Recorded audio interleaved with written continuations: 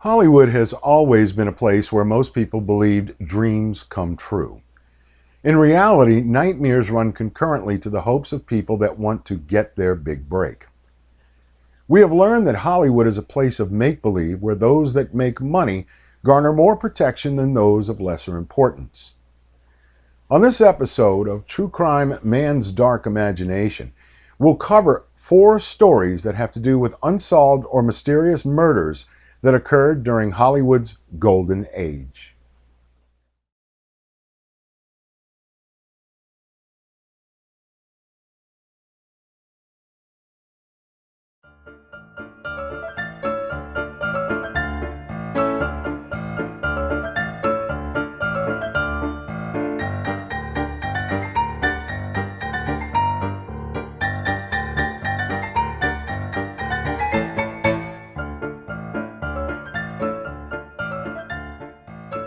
On an unusually cold night in Los Angeles, California in February 1922, even though Prohibition had been in full force and effect for the last 3 years, famed Hollywood director William Desmond Taylor and movie star Mabel Normand shared orange blossom gin cocktails early in the evening and enjoyed some small talk. The two often shared each other's company when they discussed the events of the day, Nietzsche, Freud, and the business in which they shared, motion pictures. At approximately 7:45 p.m., Taylor walked Normand to her car where the chauffeur waited dutifully. As the car drove off, Normand blew kisses to Taylor, and he responded in kind. Taylor walked back to his bungalow located on Alvarado Street, opened the door, and walked inside. This was the last time that Normand, or anyone else for that matter, saw Taylor alive. At approximately 8 p.m. on that evening, neighbors reported that they heard what sounded like a car backfire. Faith McLean, one of the residents in Taylor's building, walked over to her window and thought she saw a man with a long coat wearing a muffler or with his collar turned up and a plaid cap covering his face. The man then turned and looked back at McLean, returning to Taylor's residence as if he had forgotten something. 10 years later, the woman claimed she could not positively identify the man. Another neighbor, Hazel Gillen, stated that she saw the man walking from the complex after she heard the car backfire. At approximately 7:30 a.m. the next morning, Taylor's house servant, Henry Peavy, arrived at his employer's bungalow. When Peavy walked through the door, he called to Taylor and received no answer. When he walked further into the apartment, he found Taylor lying dead in the living room. Peavy yelled really loudly and then ran into the courtyard of the bungalow. The first entity that Peavy called was the studio that Taylor worked for rather than the police. When the investigators finally arrived, 12 hours after Peavy's discovery of the body, they thought that Taylor may have died from natural causes until they turned the body over and discovered Taylor lying in a pool of blood. The death of Taylor created even more of a scandal than what Hollywood needed at the time. The year before, comedian Roscoe Fatty Arbuckle stood accused of the rape and murder of a young Hollywood starlet with the reputation of being a very amenable party girl. Therefore, after the discovery of Taylor's body, studio executives wanted any unsavory revelations to remain at a minimum. In fact, when the police finally arrived, they noticed that there were studio executives at Taylor's bungalow burning papers in the fireplace. When police questioned the various witnesses, investigators held a great deal of interest in Mabel Normand. Normand stated that she visited Taylor just briefly to have a drink and then to borrow 2 books from the victim. Normand made it clear that Taylor expressed worry regarding his former secretary, Edward Sands, who disappeared after forging checks in the director's name, and whom Taylor had to bail out of jail after he solicited young boys in a local park. Additionally, once the news hit the papers, rumors began to fly regarding sex parties and open drug use. As far as the police were concerned, the murder appeared to be a love triangle gone wrong, with Mabel Normand and a young starlet named Mary Miles Minter to be in the center of the controversy. In cases such as this, vicious gossip is accepted as fact. With that in mind, more innuendo intimated that Normand and Taylor belonged to an occult group known as the Ordo Templis Orientis. This cult was led by the renowned Satanist Aleister Crowley. Additionally, Rumors also spread that Taylor frequented an opium den where men would smoke the Eastern drug and had sexual relations with each other. Some hypothesized that Taylor's death was the result of a homosexual revenge killing. One of the most interesting facets of the case emerged just 2 days after the discovery of Taylor's body. William Desmond Taylor was not really William Desmond Taylor. His real name was William Cunningham Dean Tanner. Details revealed that Tanner was once a traveling actor, gold prospector, and antique dealer in the early 1900s. Tanner married a woman named Ethel May Harrison, and they had a daughter. In 1908, Tanner abandoned his family, and his wife never heard from him until 1919, when she viewed a movie where the actor she recognized as her husband was billed under the name of William Desmond Taylor. When assessing the investigation, authorities realized there were a great deal of suspects that had access to the victim at the time of the murder. One of the strongest suspects, a Charlotte Shelby, was the mother of Mary Miles Minter and became incensed with Taylor when she learned that he deflowered her daughter. Additionally, a stack of love letters written between Mabel Normand and Taylor disappeared during the course of the investigation. Taylor referred to Normand as Blessed Baby as a pet name for her whenever he wrote letters to her. The famous creator of the Keystone Cops and Hollywood director in his own right, Max Sennett, was questioned by the police and investigators, and even though they considered him a prime suspect, police later removed Sennett from consideration. When the investigators searched Taylor's clothing, they located a wallet holding $78, approximately $1,000 in today's currency, a silver cigarette case, a Waltham pocket watch, a penknife, and a locket bearing the photo of Mabel Normand. The investigators also found a 2-carat diamond ring on his finger. Because of the valuables still present, authorities immediately ruled out robbery as a motive. However, a large amount of cash that Taylor kept in the bungalow was missing and had never been accounted for up until the present day. When the authorities continued to interview Mary Miles Minter, she stated that another director-actor friend of Taylor stated to her that Taylor made several delusional statements the weeks before his death and that Taylor may have been going insane. At this point, all of the Hollywood studios expressed concern and downright anger that if the facts surrounding Taylor's death ever became public, people would lose their jobs. Sexual proclivities would be exposed, and more importantly, stockholders would lose millions of dollars. What knowledge could one man possibly have that could have caused so much destruction? Because of the great interest in the case across the country, authorities had more than enough suspects in the murder of William Desmond Taylor. Edward F. Sands, mentioned earlier in this presentation, held a criminal record where he stood convicted of embezzlement, forgery, and serial desertion from the U.S. military. Sands worked as Taylor's valet, cook, and general all-around handyman. Sands frequently stole from Taylor while in the director's employ, including forging some checks in the director's name. After Taylor fired the former convict, Sands went back to Taylor's bungalow and robbed him again, leaving footprints on Taylor's bed when he left the residence. Sands disappeared from history, and some historians claimed that his body was found in the Sacramento River in the early 1930s. Henry Peavy surfaced as another suspect who also had a criminal record. Peavy had been arrested 3 days before Taylor's murder for vagrancy and lewd and dissolute behavior. Peavy took over after Taylor fired Sands and was the person who discovered Taylor's body on the morning after the murder.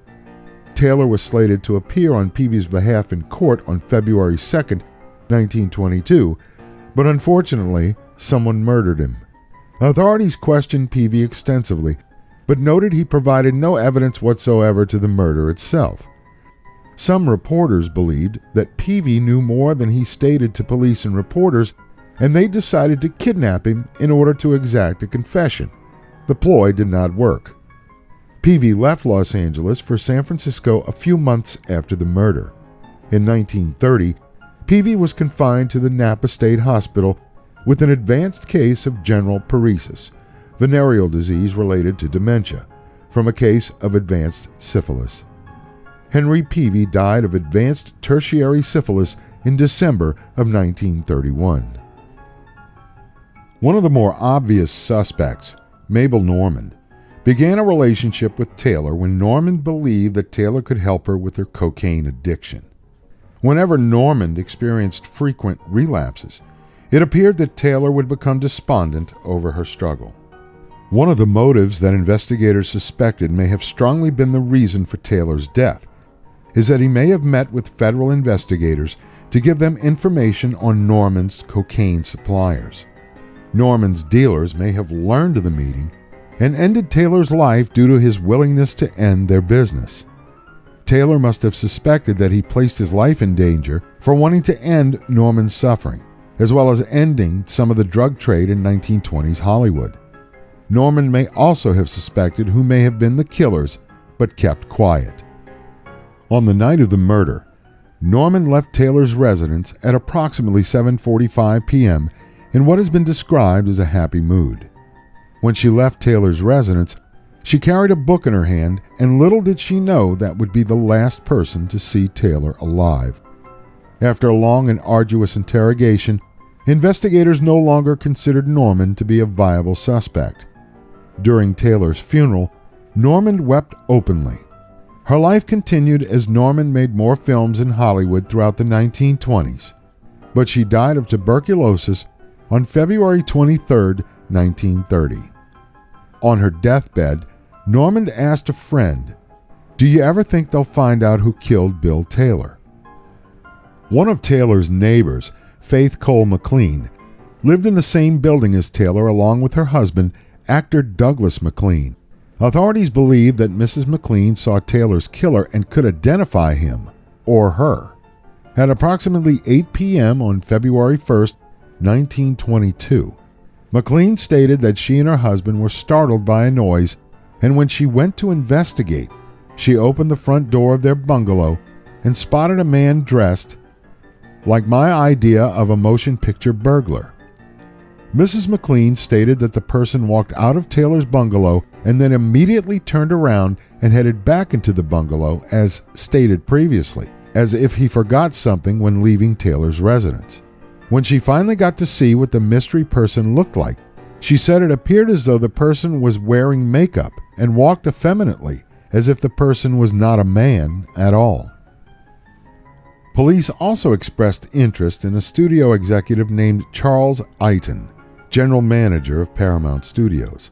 Eiton and several representatives of the studio entered the Taylor bungalow after the murder and removed items that proved compromising to both Taylor and the studio.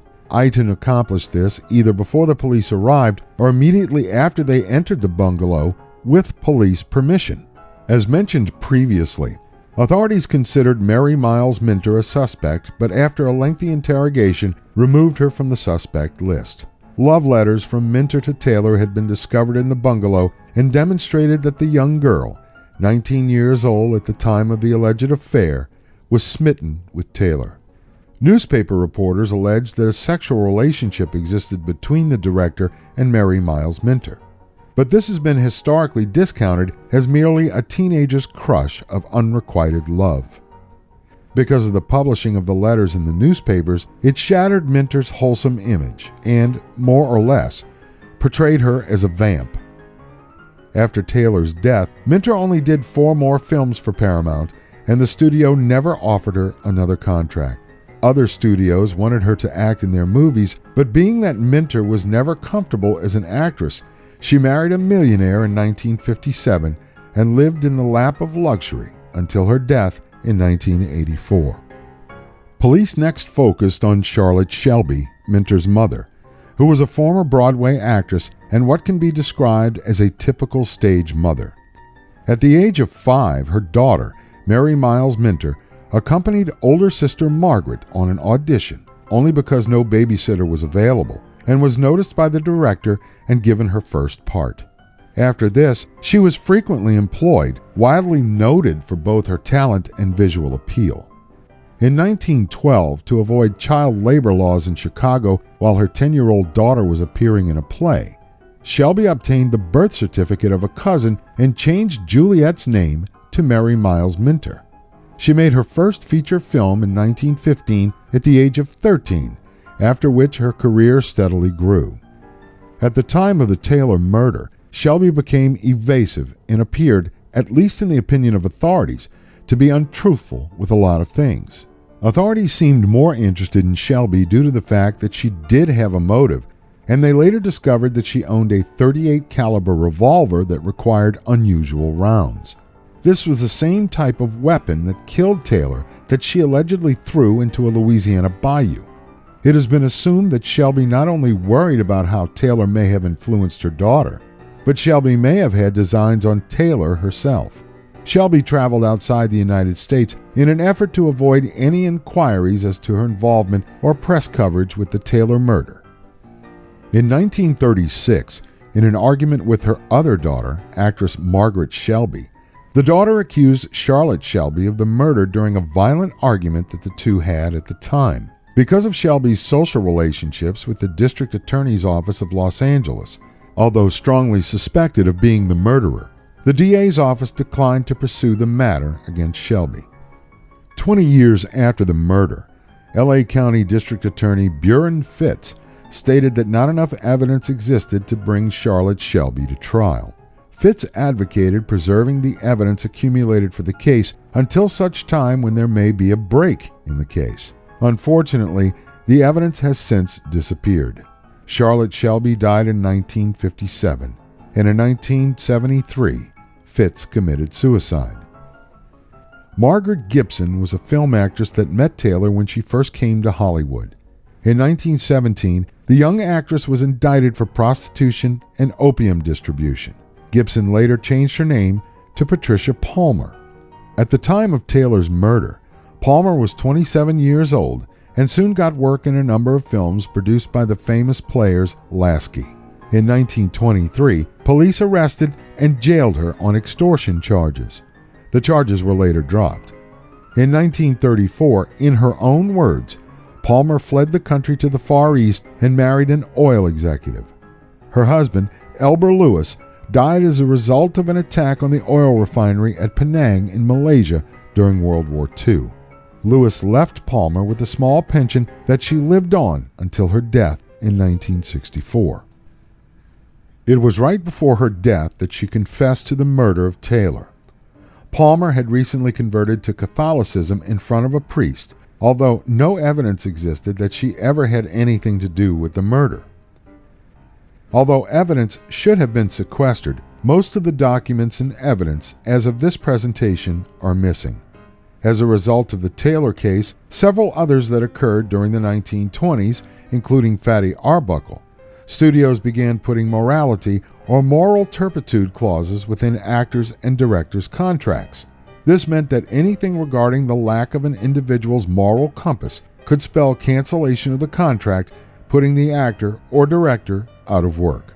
The Taylor case also shone the light on the darker side of Hollywood, a side that continued to rear its ugly head throughout history. The death of William Desmond Taylor played out in the press with several aspects that continue to generate interest in the case. Once someone claims that a sexual component may have been the reason for such haphazard handling of the case, then one understands why the case continues to haunt those who seek the truth. The death of William Desmond Taylor remains a mystery to this day.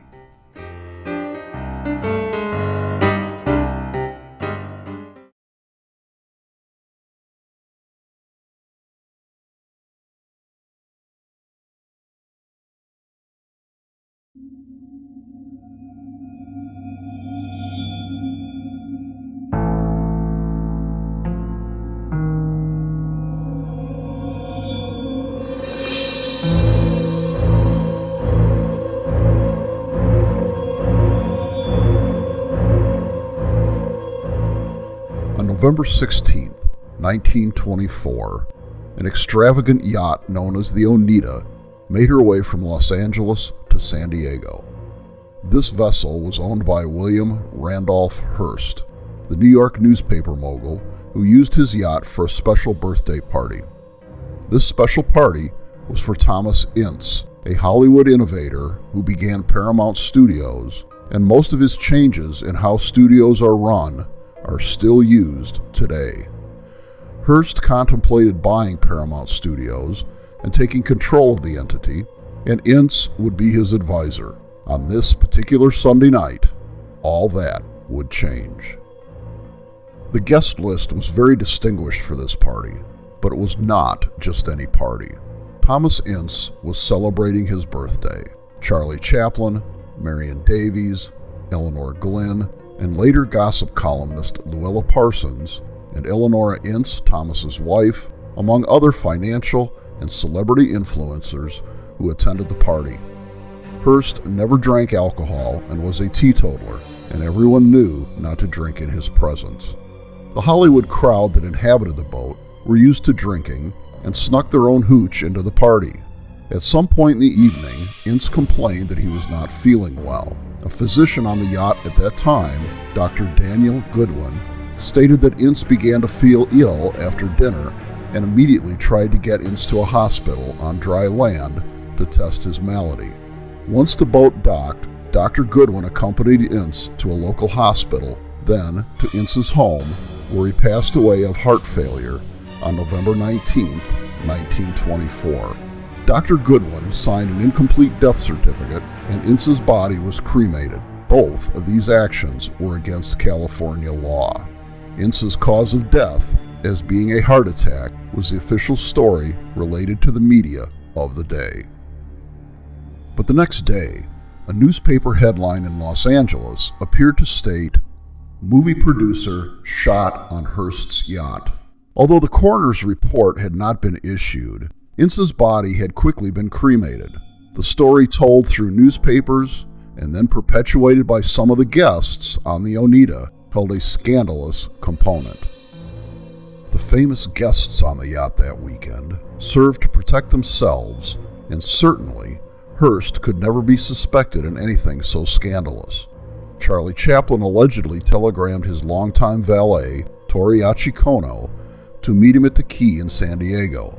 Kono claimed that he witnessed Ince being removed from the yacht and moved into an ambulance. As Kono witnessed Ince being placed into the ambulance, he noticed that Ince's clothes were wet and there was a visible bullet hole in his head. The morning headline read, "Producer shot on Hearst's yacht." After the initial headline was released, no trace of the paper and no one saw the headline again.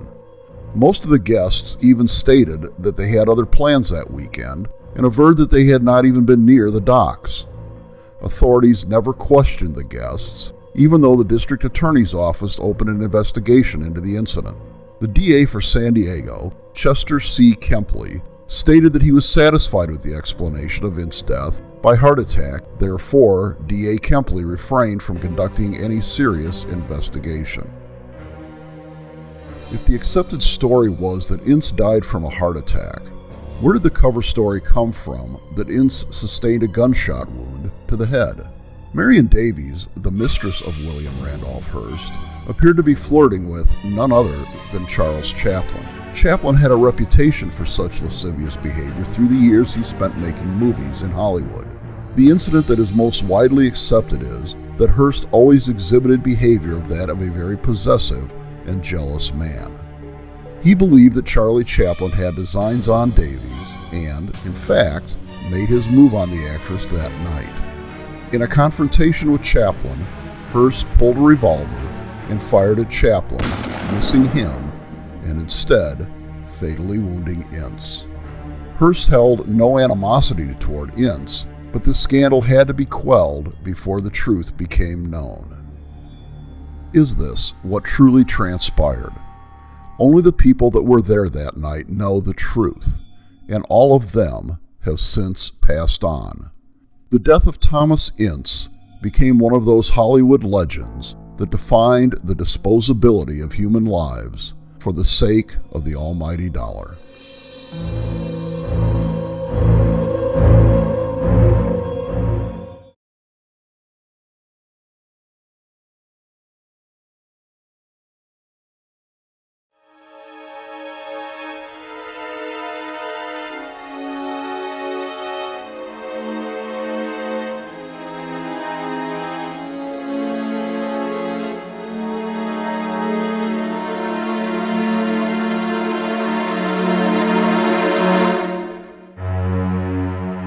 At the Plaza Hotel in San Francisco in early September 1932, a young woman checked out of the hotel after living there for approximately 6 months. She stopped at the front desk and paid off her bill. Earlier that day, the young lady booked a stateroom on the Delta King riverboat. The young woman went to the dock, got on the boat, where several witnesses saw her standing on the deck of the ship, crying. A waiter remembered her at dinner, where she rarely ate a thing. 2 hours later, a security guard found a woman's coat and shoes on the very spot where the woman had been standing on the deck. On the following morning, when the Delta King docked, people noticed that the young woman did not leave the ship. Immediately, the crew and staff began looking for the woman who seemed so despondent the night before. At the same time, in Beverly Hills, California, Jean Harlow, platinum blonde star of the 1920s and 1930s, received police officers at her residence after some of the household staff discovered her husband, Paul Byrne, an MGM studio executive, dead in the bathroom of their marital home with a bullet through his skull. When investigators started probing into Byrne's backstory, they noticed that things aren't always what they seem. In fact, they discovered that Byrne had married a young woman by the name of Dorothy Millette, the young woman later to be discovered that lived at the San Francisco Plaza Hotel and then disappeared from the deck of the Delta King. In her early 20s, Jean Harlow became one of the biggest movie stars in the world.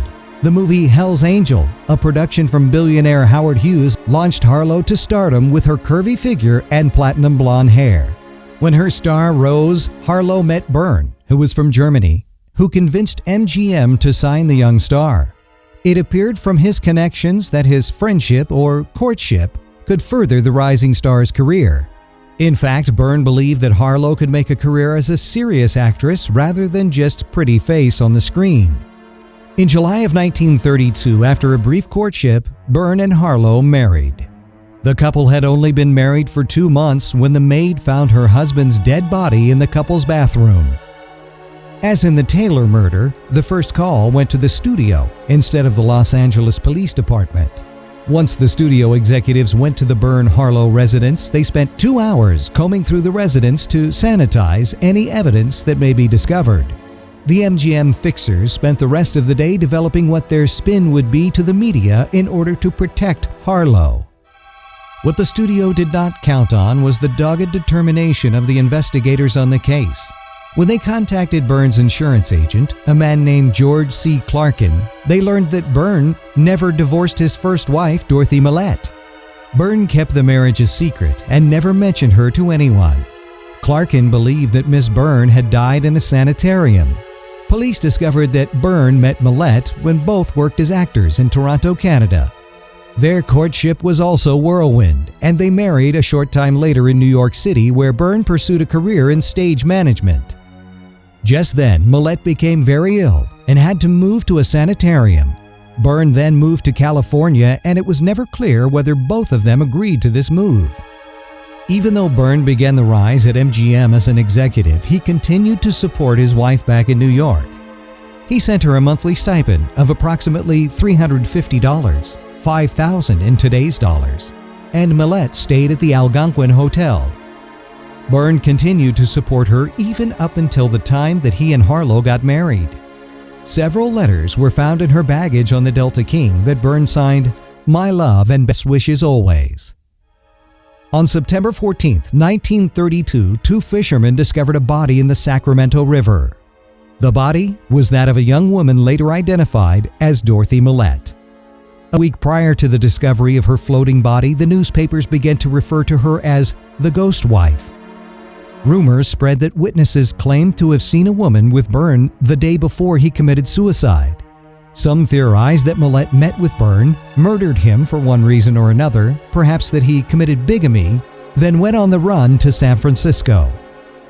As Millette's mystery life became public, the coroner in Los Angeles questioned friends and colleagues and learned that Byrne talked of suicide for a long time. Depression played a big part in Byrne's adult life. The publicity generated through Byrne's marriage to Harlow created a lot of tension in his life as well.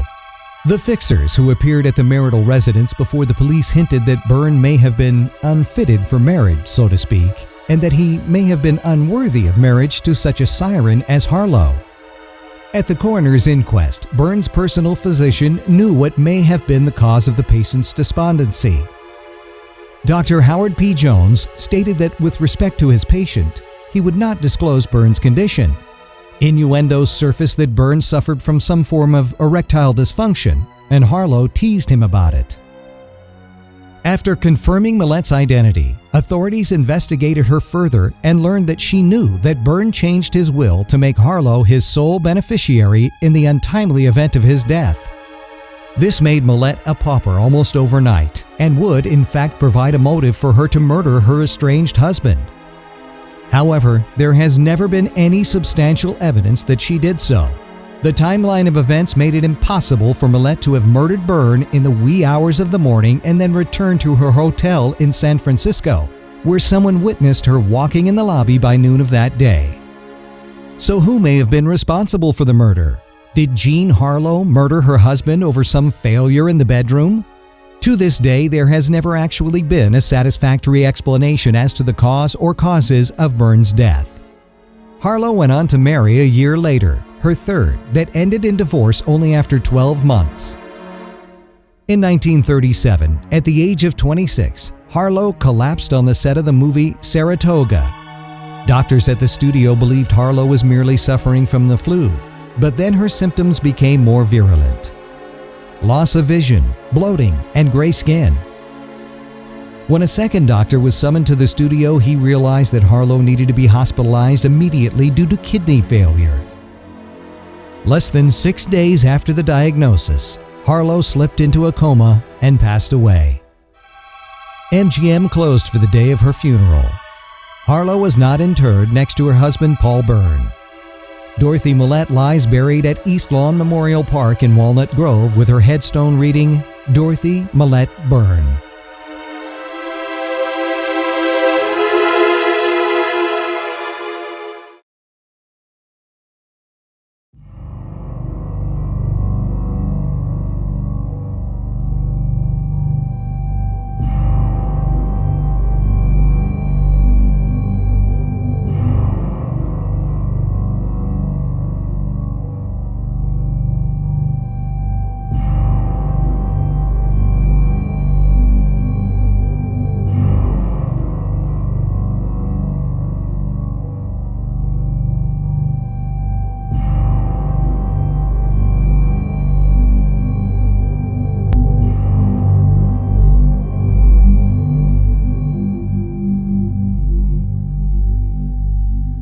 On the morning of June 16, 1959, the once talented Hollywood star, adored by fans all over the world, lay naked in his bedroom, dead from a single gunshot wound to the side of the head.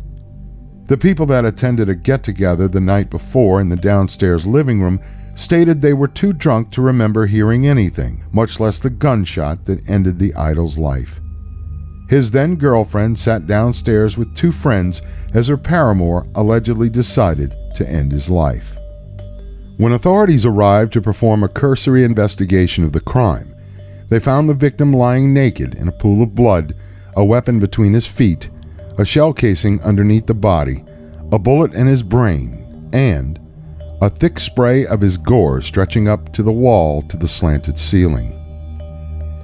Investigators immediately deduced that though the star's death was tragic, it appeared that he committed suicide. Some considered that conclusion to be somewhat premature. Several factors contributed to the doubts exhibited as to the particulars of the death of Superman, George Reeves.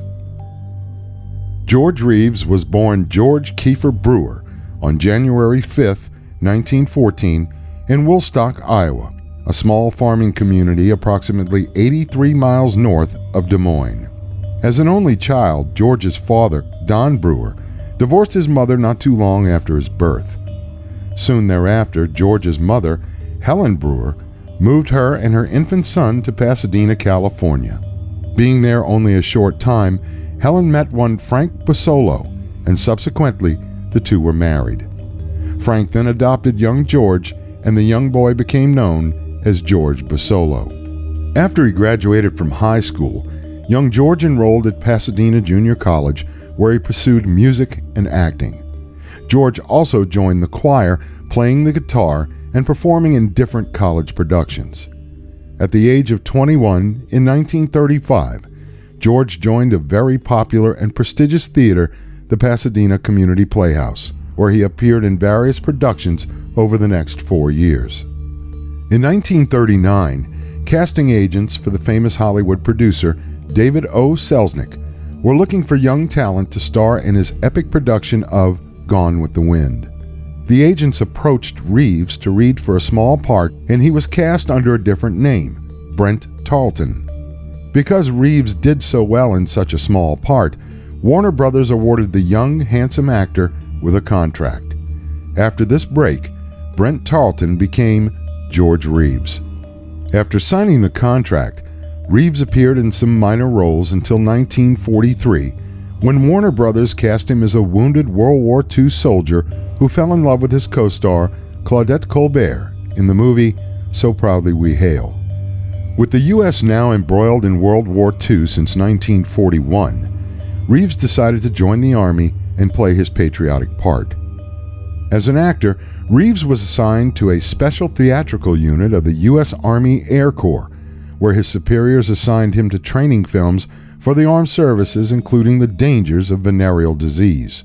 When he was stationed in New York, Reeves was asked to play a bit role in a play entitled Winged Victory. When the show concluded, Reeves traveled with the touring company of the play. When the war ended and Reeves received his discharge, beginning in 1946, he starred in what some have called embarrassments for an actor. Later known as B-movies, Reeves took forgettable roles in movies entitled Jungle Goddess and Thunder in the Pines. But the role that he would become known for, and later some say typecasted, occurred in 1951. At that time, the country experienced a recession, and Reeves was reduced to just walk-on parts. Even the big-name stars with the studios received pink slips. Then, Reeves met the wife of a studio executive that would not only help his career, but spell doom for the actor. Her name, Toni Mannix, and her husband, Eddie Mannix, MGM Vice President. In that year, and with the influence of Toni Mannix, Reeves reluctantly accepted the leading role in the television series The Adventures of Superman. Toni Mannix was 8 years Reeves' senior and started in show business as a Ziegfeld Follies girl. Prior to marrying Eddie Mannix, she fit the role of his mistress for a year. When Toni married her husband, she met Reeves when the marriage seemed to be on the rocks. Eddie Mannix did not seem very worried about whether his wife had an affair with Reeves or not. Certainly, the casting couch did provide a great deal of opportunity for Eddie Mannix as a powerful Hollywood mogul. Strangely, Eddie Mannix would double date with his mistress along with Reeves and Toni Mannix. Word about town was that Reeves was a kept man, receiving gifts from his lover such as a car, a pocket watch, clothes, furniture, and even a house. But the two engaged in the relationship with the understanding that when Eddie Mannix died, Reeves and Toni would be married. When it came to the adventures of Superman, at first, audiences, especially the young children that flocked to their newfangled television sets in the early evening to watch their superhero, Reeves' show brought high ratings and critical acclaim. Reeves played both Clark Kent and Superman and became a household name in the United States and around the world. One would think that if your star rises rather quickly, that one would be appreciative for the breaks. But by all accounts, Reeves became disillusioned as to the course his career was taking. But given a chance to change his image from a TV star into a bona fide movie star, failed, as Reeves was cast in the Academy Award-winning film From Here to Eternity. What he thought would propel him into movie superstardom, Reeves did not appear for very long in the film, and this would turn out to be his last movie role. When patrons went to the theater, they would just yell out, "Hey, it's Superman!" When Reeves accepted the role of Superman in 1951, the series would not appear for another 2 years until 1953. The series became so popular that Reeves appeared at department stores and other publicity events in costume. Moreover, when on hiatus, The actors could not devote enough time to other projects where they could expand their acting influence. The Superman series paid Reeves $2,500 per week, an astronomical wage for those days, but the filming extended to 52 weeks a year. Reeves seemed to be going into that direction and feared playing the Man of Steel would be a detriment to his career. He was correct. Over the course of the series, Reeves suffered from what some horror stars like Boris Karloff and Bela Lugosi struggled with for their entire careers: typecasting where they could not develop any other talents that they may have. After every season when the show filming ended, Reeves burned his Superman costume. When the show ended in 1959, after 5 seasons as Superman, the show was canceled. Reeves then left his fiancée, Toni Mannix, and began a serious relationship with Lenore Lemon, a local brunt of gossip columns across the country. This incident struck Toni Mannix hard as she considered Reeves to be her shining prize. Toni Mannix seemed to retreat into her home and telephone Reeves at least 20 times a day. Because of this behavior, friends worried about Mannix's health and gave birth to one theory as to Reeves's death. Eddie Mannix had been in ill health for quite some time, and before becoming a studio executive during the golden age of Hollywood, he grew up with gangsters, the likes of Benjamin Bugsy Siegel, along with Irish and Jewish gangsters as well, when Eddie lived in New Jersey. Eddie Mannix also had connections with mobsters in Los Angeles, as well as the chief of police. As far as his wife was concerned, although Eddie Mannix sustained a large amount of affairs, when it came to his wife, he was very protective. Additionally, Mannix's first wife died mysteriously in a car accident in 1937, with some claiming that she was uncooperative when it came to Mannix's unofficial title of being the fixer for MGM.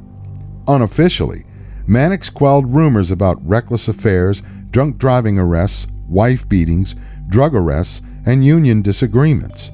It became readily apparent to anyone who knew the executive that when a problem arose, such as the nature of those previously mentioned, Mannix certainly knew the right muscle to contact.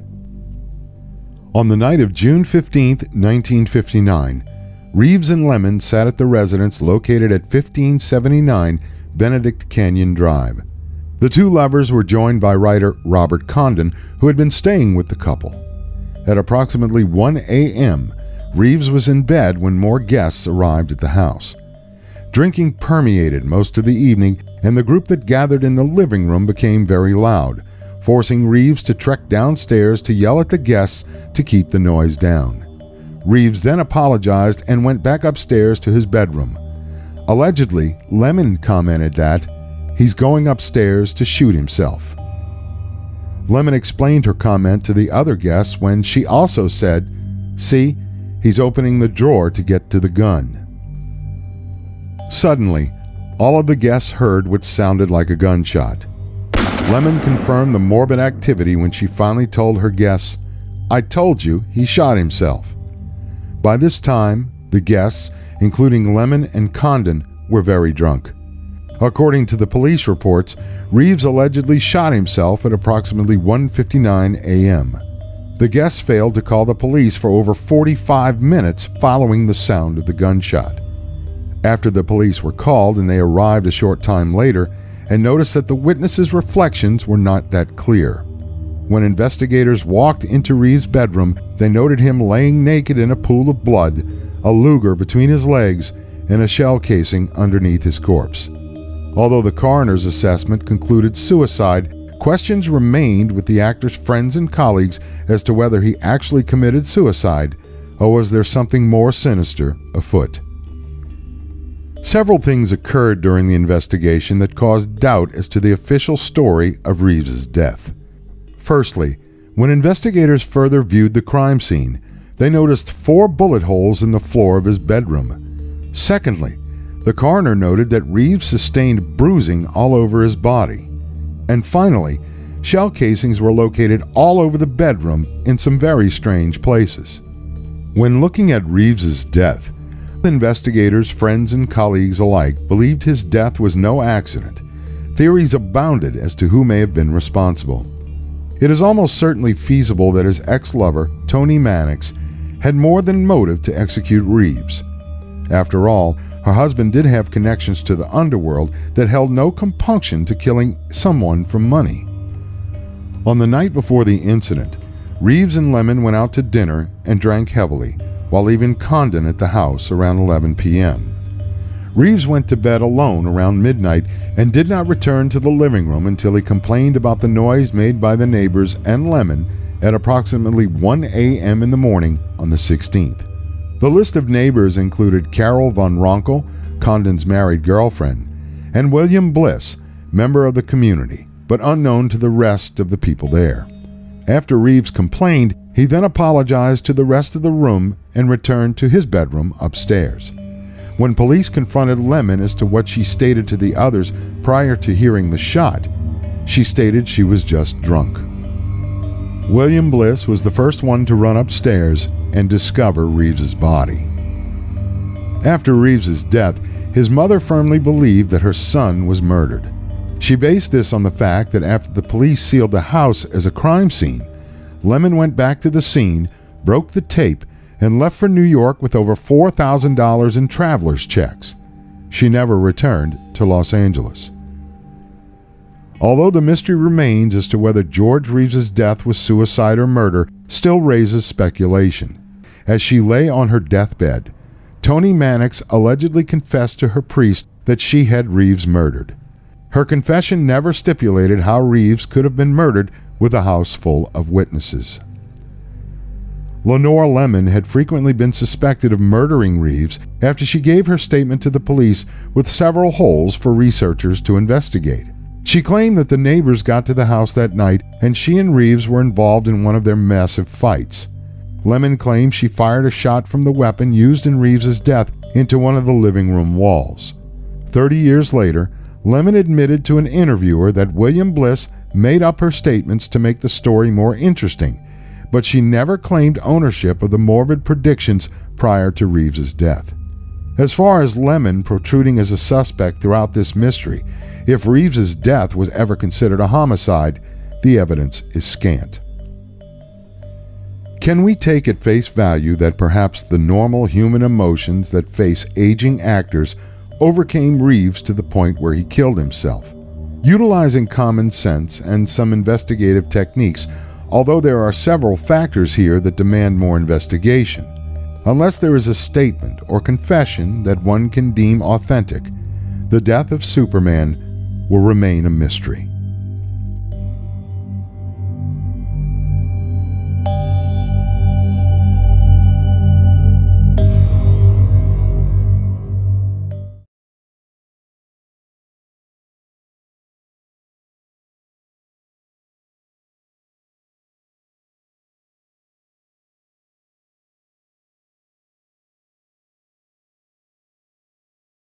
In examining the cases we presented, one theme runs through them all: money talks. William Desmond Taylor's crime scene had been decimated before any investigator set foot into the bungalow where he lived.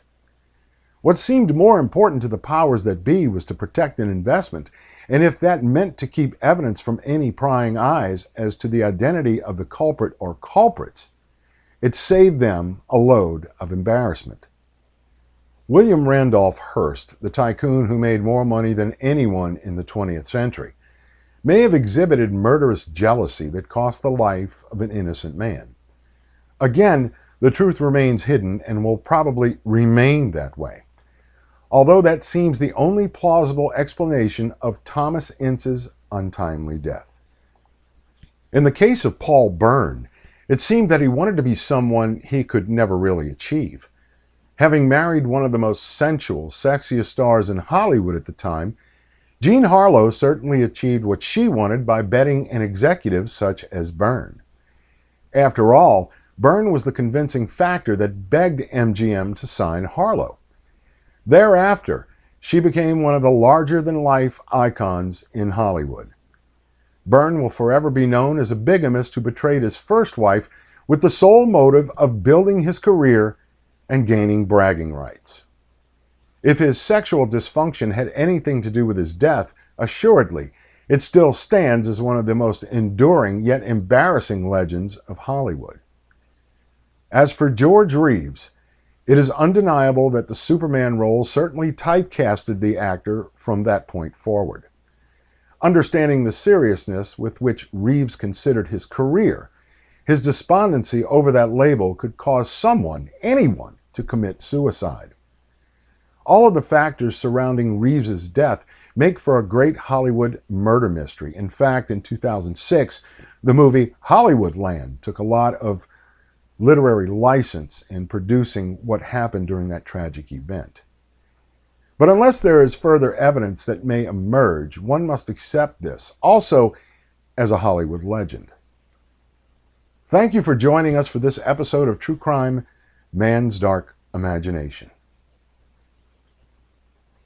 Until next time. Hello everyone, this is Alan Gotro, your host of True Crime, Man's Dark Imagination. If you would like to support our channel, you can become a member of Subscribestar. There are different levels, and subscribers get special privileges. Also, we do have a PayPal account. If you enjoy our work here, please think about subscribing. I will leave the links below in the comment section. We thank you very much for your viewing, and please stay tuned for future programs.